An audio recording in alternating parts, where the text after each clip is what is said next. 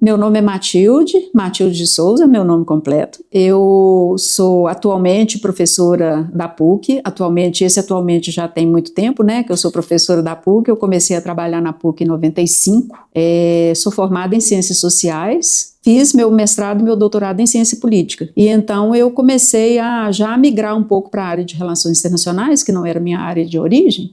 Eu fui fazer a minha tese de doutorado sobre governança de recursos hídricos. Mas não tinha muito como falar desse assunto sem me reportar a uma normativa internacional, um conjunto de regras que já existia, né, para convenções internacionais de governança de águas e tal. Então eu fui me aproximando mais do campo de relações internacionais. Aí eu comecei a trabalhar mais diretamente com bacias hidrográficas e águas transfronteiriças, aí por volta de 2002, 2003. Que eu comecei a aplicar mais para essa área mais especificamente. Então tem aí 23 anos que eu estou mexendo com isso. Eu estava fazendo meu mestrado no DCP, lá no UFMG, e tinha uma quantidade muito grande de textos em inglês. Depois que a gente passou por essa parte mais do inglês mais instrumental, digamos assim, né? Aí eu mesma comecei a perceber que só o instrumental não seria suficiente, né? Porque eu estava indo para uma área que é relações internacionais.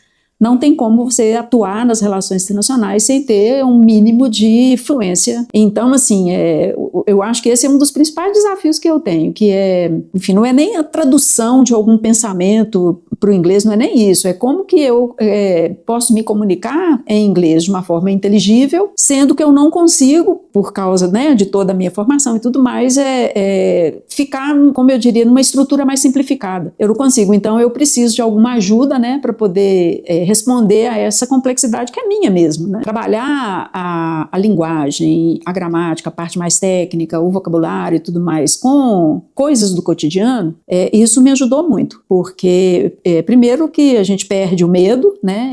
Eu tinha muito receio de, enfim, né, por causa do sotaque, de falar alguma coisa errada, cometer alguma gafe gramatical mais séria, enfim, né? Então ficava com muita restrição com isso. E eu fui aprendendo que, né, ainda tenho alguma restrição, mas que um ou outro erro eu vou cometer, como a gente faz no dia a dia, até com o português também. E que isso não é o fim do mundo. Se eu conseguir comunicar o que eu preciso, é isso que interessa. É óbvio que, como você sempre diz, a gente pode aperfeiçoar, mas o aperfeiçoamento ele vem com o tempo e com a prática mesmo, né, de falar, de se comunicar, de tentar cada vez mais desenvolver essa habilidade e essa competência, digamos assim, da comunicação em inglês. Enquanto eu estive numa zona de conforto, tipo assim, eu dou conta de fazer algumas coisinhas e tal, não precisa ser nada exagerado, né? Aí ficava por ali, mas começou eu comecei a receber algumas demandas que eu comecei a sentir que eu precisava de um suporte um pouco mais profissional. Eu preparei aquela mesa redonda em inglês com 2 colegas, né? Eu não teria conseguido realizar aquela tarefa sem a sua contribuição. Você, enfim, né, não só trouxe muito material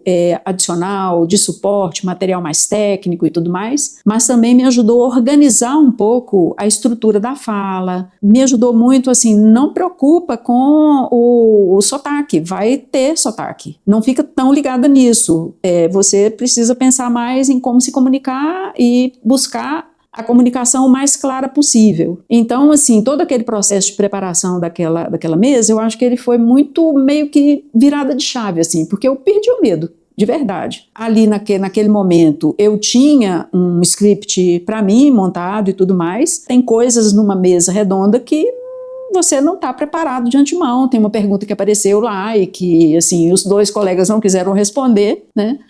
E eu fiquei muito feliz depois, falei assim, olha, eu dei conta de fazer.